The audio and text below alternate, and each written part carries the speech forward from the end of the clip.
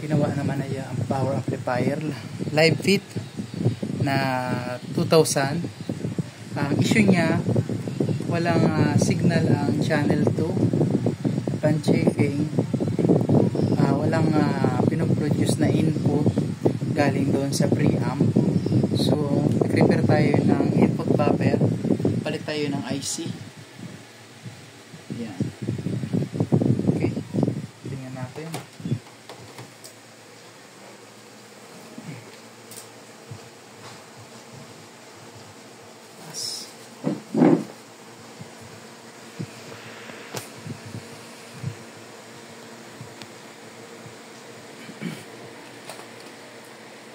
Okay, ayan na siya, pantay na.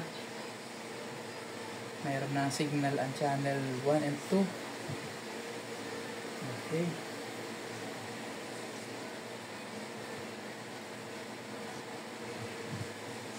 Okay.